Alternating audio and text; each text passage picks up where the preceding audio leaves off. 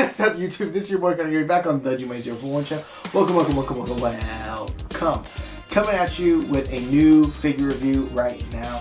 I've been saying I've been doing this one for a while. Unfortunately, due to some unforeseen circumstances, I wasn't able to do it.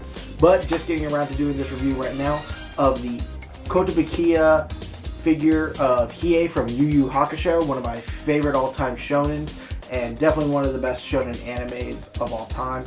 Going to be giving you a full overview of this statue like I've done with some other figures in the past. So we're going to get right into it right about now because you've heard enough of my voice. So here is the Hiei figurine by Kotobukiya. Not the easiest name of a figurine studio to pronounce, but this is probably their pride and joy. Kotobukiya is not the biggest producer of anime figurines. It's not the most well-known either.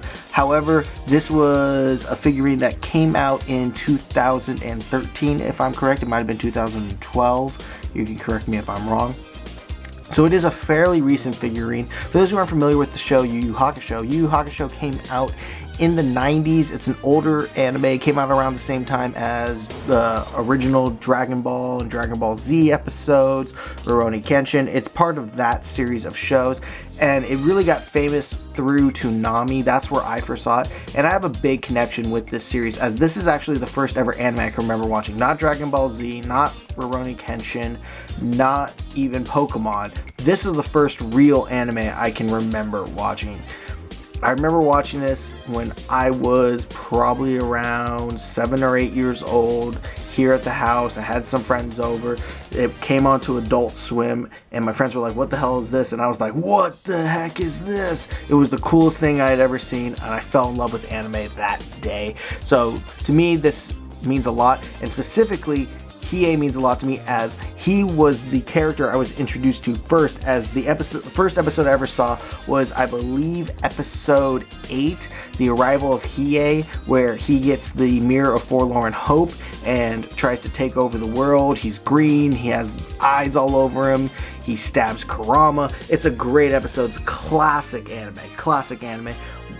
One of my favorite episodes of all time, because it is the first ever episode of anime I ever saw. So I have a deep connection with this character, and not just that. The whole tournament saga with Hiei, which is the saga from which this figure is done from.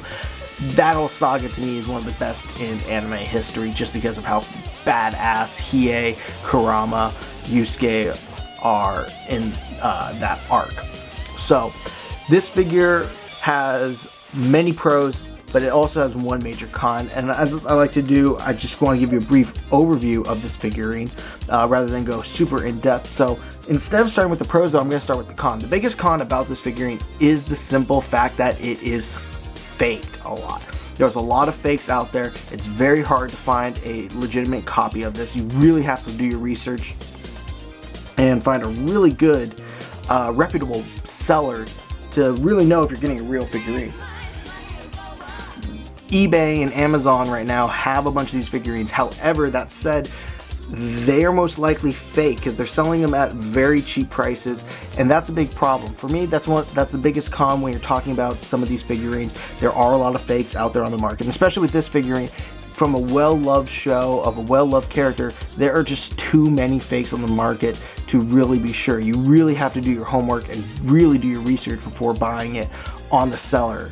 I wouldn't buy this from eBay unless you really trust the seller, and I wouldn't even buy this from Amazon if I don't trust it. That said, if you do find a legitimate copy, like the one I have here, luckily I was able to get this from Anime Expo, from one of the biggest booths, which was the Gunpla booth there. It's probably the biggest Gundam figurine booth. They have a few other figurines that get sold at that booth.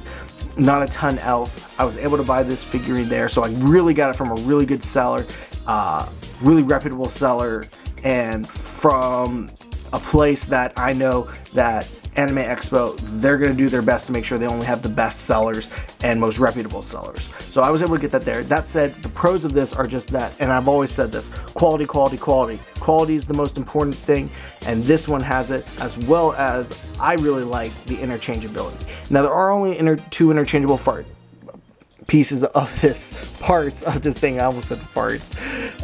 The face is interchangeable. You can change it out so you can see his Jigan eye, as well as the arm right here.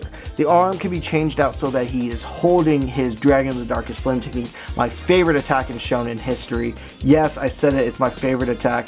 Better than Gensu Tensho, better than the Gomu Gomu no pistol, better than anything in anime history.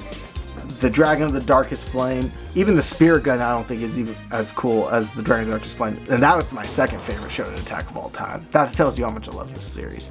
But I love the details of this arm. I love how you could really see the musculature in the shoulders. I really love how the tattoo is really well painted onto the figure and even extends onto the hand right there. I hope you can see that. I love the way he's holding his headband, how the headband looks. I love the just absolute, like you can see his abs, you can see the curling of the shirt from where he has his band across his stomach. You can see the curling in the pants, like bunching up at the pants. Just a lot of great details about this figure. The hair on him looks amazing. The stand for this is actually very good. It's a very solid base. It has a one peg hole here that attaches to the foot right here, so it is a little bit movable, which makes that very nice. Overall, it's just a well done, well made, and well executed figurine. If it weren't for the fakes, this figurine would be one of the best figurines out on the market, hands down. So that's going to be it for this video. Thank you so much for watching. I had to, as I've done with my last few reviews, if I had to get this score out of 10, because I feel like that's easier than just describing it, I would give this figurine a 9.2 out of 10. I love the fact that it has a couple extras. I love the fact that the base is really sturdy, which is not the easiest thing to find. I love the detailing. I love everything about the figure except for the fact that it is a figure you have to be so sure that you're not getting a fake of before you pull the trigger. As a fan of the show, it's not an easy figure to find. It's not a figure that, you know, is really accessible to people because of how many fakes are out there. So just be warned about this figurine. If it didn't have any fakes, I would give it a 9.8 out of 10. It's that good, but because of the fakes, I have to knock it down 0.6 points. It's its only con. Everything else about this figurine is great. It's almost a perfect 10. The reason why I can't be a perfect 10, because this figurine, which is going to be my next review, is a perfect 10, and we'll get into explaining that in a second. But that's going to be it for this video. Thank you all for watching. Again, this is your boy Connor Garrity on the G-Money041 channel. Like the video, comment on the video, subscribe when I see more videos like this one. Again, we're going to be doing the Medicom Soul Eater figurine of Maka, which is from their Perfect Pose collection. Perfect Posing Products collection, to be specific.